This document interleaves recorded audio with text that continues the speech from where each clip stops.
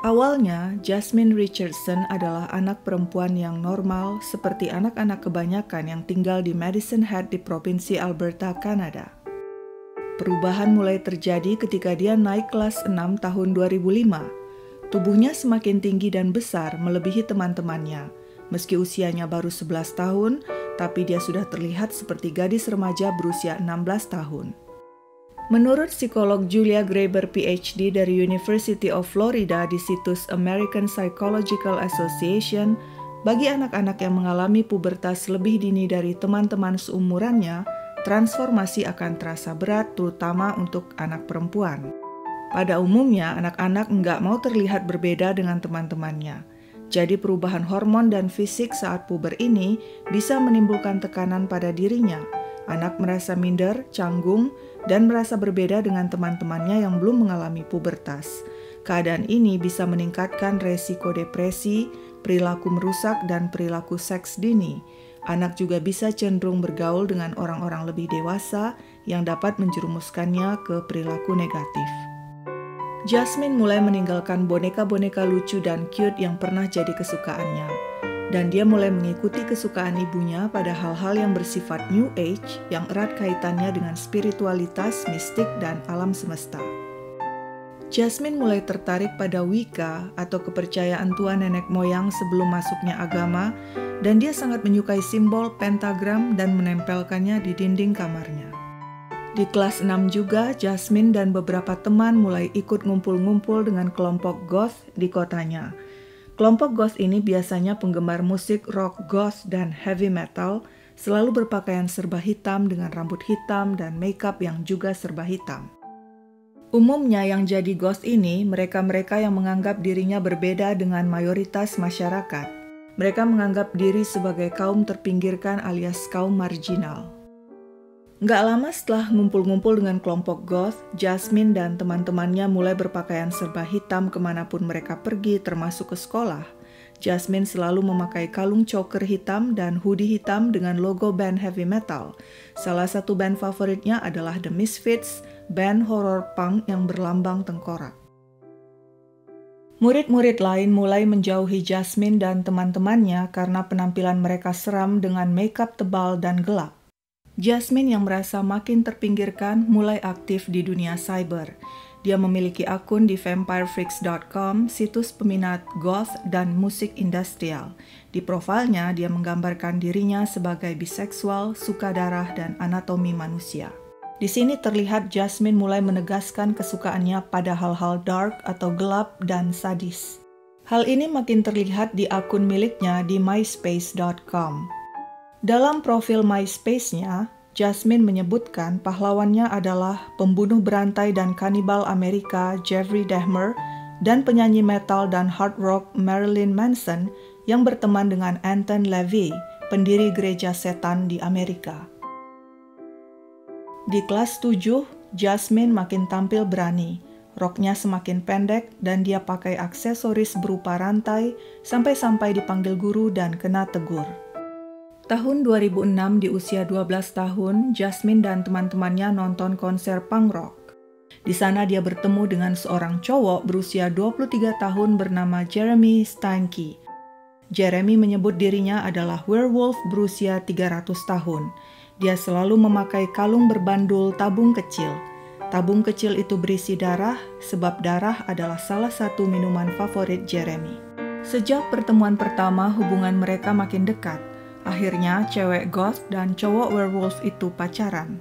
Teman-teman Jasmine gak setuju dengan hubungan mereka karena perbedaan umur yang terlalu jauh.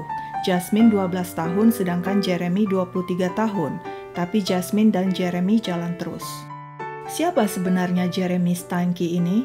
Yang pasti masa lalunya bermasalah. Ibunya alkoholik, ayah kandungnya alkoholik, dan ayah tirinya juga alkoholik. Rumahnya ibarat neraka kecil. Semasa kecil, Jeremy sering disiksa ayah kandungnya. Setiap hari ayah kandungnya pulang ke rumah dalam keadaan mabuk. Dia akan menyemburkan sumpah serapah ke seisi rumah, mengamuk, dan memukuli Jeremy dengan gasper. Ibunya yang juga pemabuk adalah seorang wanita lemah yang gak punya keberanian melawan kelakuan kejam ayah Jeremy. Karena kondisi kacau setiap hari yang dipenuhi pertengkaran dan kekerasan fisik, akhirnya orang tua Jeremy bercerai. Ibunya menikah lagi dengan seorang pria yang lagi-lagi pemabuk. Ayah tiri Jeremy membenturkan kepala anak itu ke kulkas hingga luka dan mencengkeram lehernya. Ini seperti lingkaran setan, kondisi buruk yang berulang terus tanpa ada akhirnya. Untuk bisa bebas dari lingkaran ini, Jeremy harus menerobosnya. Tapi sebagai anak-anak, dia nggak punya kemampuan. Ibunya yang diharapkan bisa menyelamatkannya hanya terkapar di sofa dengan sebotol whisky di tangan. Sekolah sama buruknya, Jeremy dibully oleh murid-murid lain. Nama keluarganya Steinke diplesetkan jadi Stinky yang artinya bau. Sampai-sampai waktu kelas 3, dia pernah pulang sekolah lebih awal karena dibully non-stop oleh murid-murid lain. Jeremy pernah mencoba gantung diri tapi gagal. Kemudian dia jadi cutter, orang yang melukai dirinya sendiri dengan benda-benda tajam. Jeremy kecanduan menyakiti dirinya sendiri. Dia pernah bilang ke ibunya, "Mom, aku harap aku nggak pernah dilahirkan. Aku harap aku mati." Jeremy didiagnosa dokter menderita Attention Deficit Hyperactivity Disorder atau ADHD, yaitu gangguan mental yang menyebabkan anak sulit memusatkan perhatian, sering berperilaku impulsif atau tiba-tiba dan hiperaktif.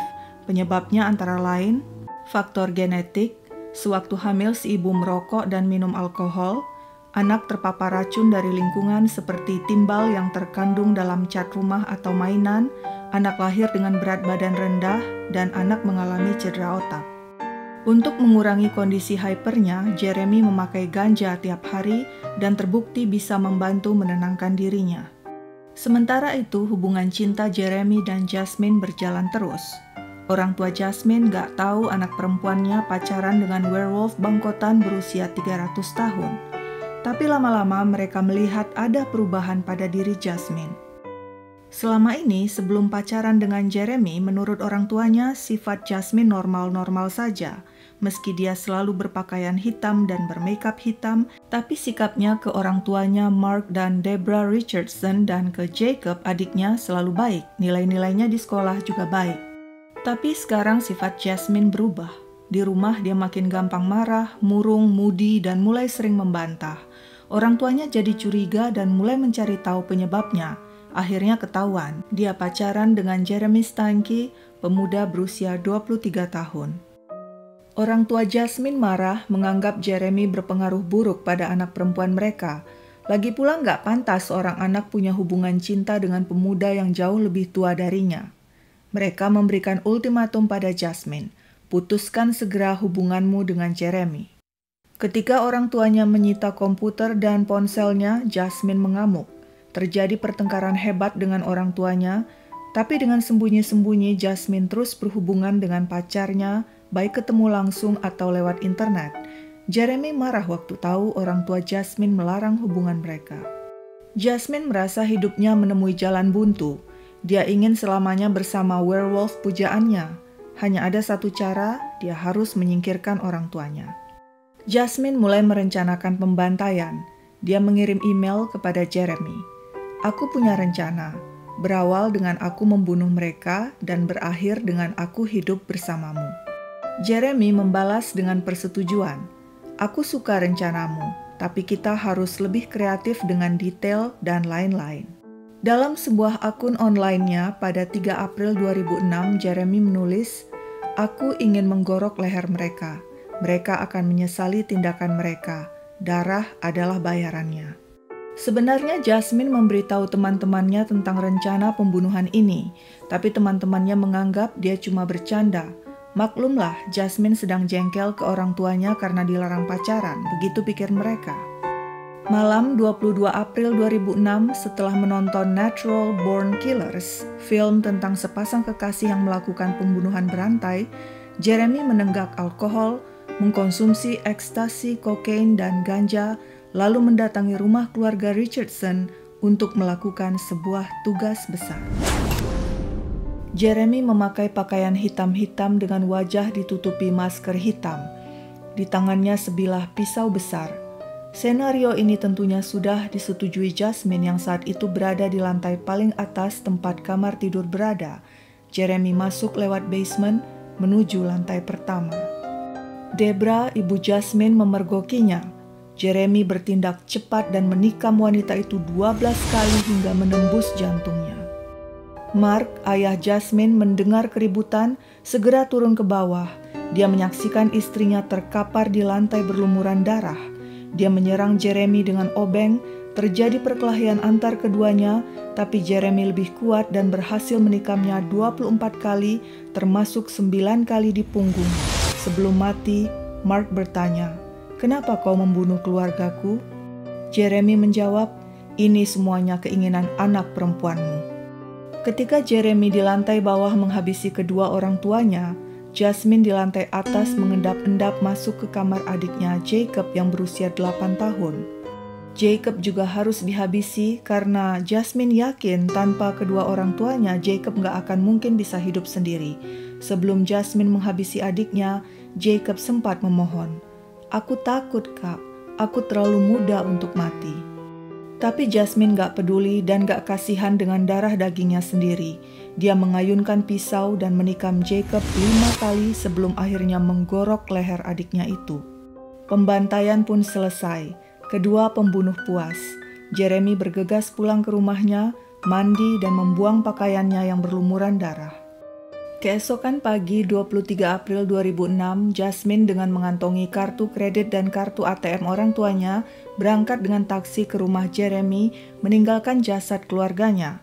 Dari rumah Jeremy, mereka bersama-sama menuju rumah Casey Lancaster, teman Jeremy yang akan membantu pelarian mereka. Casey taunya Jasmine ingin kabur dari rumah karena orang tuanya melarang dia pacaran dengan Jeremy.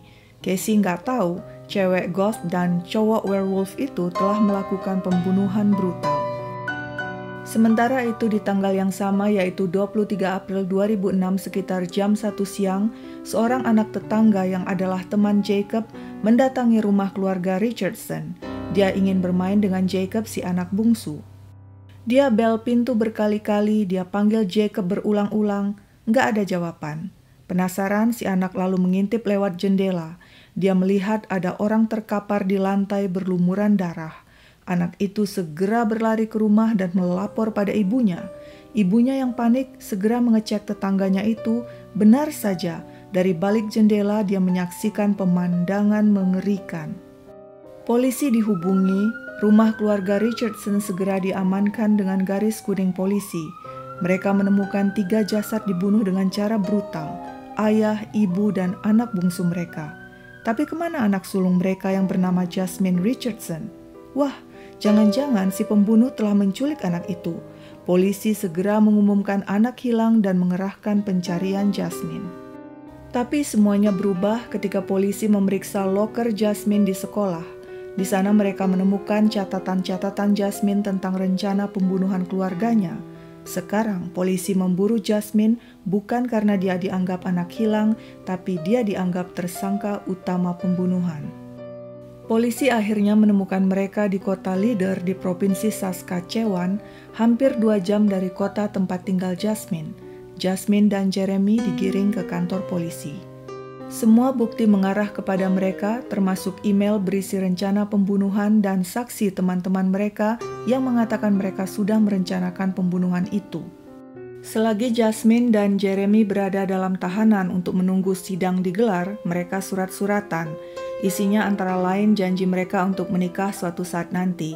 Jasmine menyebut-nyebut di suratnya bahwa dia dan Jeremy adalah legend dan immortal. Nggak ada sama sekali isi surat mereka menunjukkan penyesalan atas pembunuhan yang sudah mereka lakukan.